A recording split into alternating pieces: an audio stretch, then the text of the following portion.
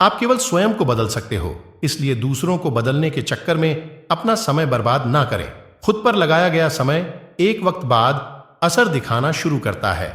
आज की Hindi motivational story. एक छोटे से गांव में मनीष नाम का एक लड़का रहता था।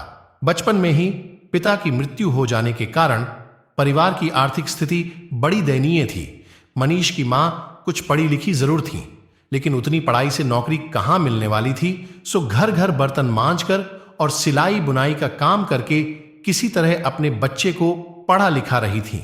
मनीष स्वभाव से थोड़ा शर्मीला था और अक्सर चुपचाप बैठा रहता था। एक दिन जब वो स्कूल से लौटा तो उसके हाथ में एक लिफाफा था। उसने मां को लिफाफा पकड़ाते हुए कहा, मां, मास्टर साहब ने तुम्हारे लिए ये चिट्ठी भेजी है, जरा देखो तो इसमें क्या लिखा है। मां ने मन ही मन चिट्ठी पढ़ी और मुस्कुराकर बोली, बेटा, इसमें लिखा है कि आपका बेटा काफी होशियार है। इस स्कूल के बाकी बच्चों की तुलना में इसका दिमाग बहुत तेज है और हमारे पास इसे पढ़ाने के लायक शिक्षक नहीं है, इसलिए कल से आप इसे किसी और स्कूल में भेजें। यह बात सुनकर मनीष को स्कूल न जा सकने का दुख तो हुआ, पर साथ ही उसका मन आत्मविश्वास से भर गया कि वो कुछ खास है और उसकी बुद्धि तीव्र है। मां ने उसका दाखिला एक अन्य स्कूल में करा दिया। समय बीतने लगा। मनीष ने खूब मेहनत से पढ़ाई की। आगे चलकर उसने सिविल सर्विसेज परीक्षा भी पास की और IAS ऑफिसर बन गया। मनीष की मां अब बूढ़ी हो चुकी थी और कई दिनों से बीमार भी चल रही थी और एक दिन अचानक उनकी मृत्यु हो गई। मनीष के लिए यह बहुत बड़ा आघात था। वह बिलख बिलख कर रो पड़ा।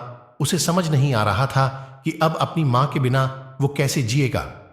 रोते रोते ही उसने मां की पुरानी अलमारी खोली और हाथ में उनकी माला, चश्मा और अन्य वस्तुएं लेकर चूमने लगा। उस अलमारी में मनीष के पुराने खिलौने और बचपन के कपड़े तक संभाल कर रखे हुए थे। मनीष एक एक कर सारी चीजें निकालने लगा और तभी उसकी नजर एक पुरानी चिट्ठी पर पड़ी। दरअसल ये वही चिट्ठी थी जो मास्टर साहब ने उसे 18 साल पहले दी थी। नम आंखों से मनीष उसे पढ़ने लगा। आदरणीय अभिभावक, आपको बताते हुए हमें अफसोस हो रहा है कि आपका बेटा मनीष पढ़ाई में बेहद कमजोर है और खेलकूद में भी भाग नहीं लेता है। जान पड़ता है कि उम्र के हिसाब से मनीष की बुद्धि विकसित नहीं हो पाई है, अतः हम इसे अपने विद्यालय में पढ़ाने में असमर्थ हैं।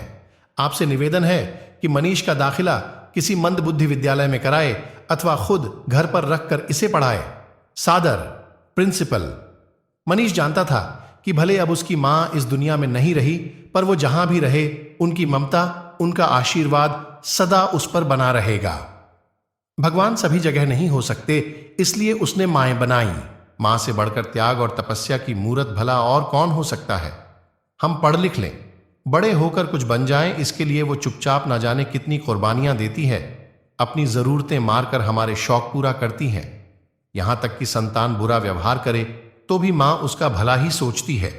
सचमुच मां जैसा कोई नहीं हो सकता।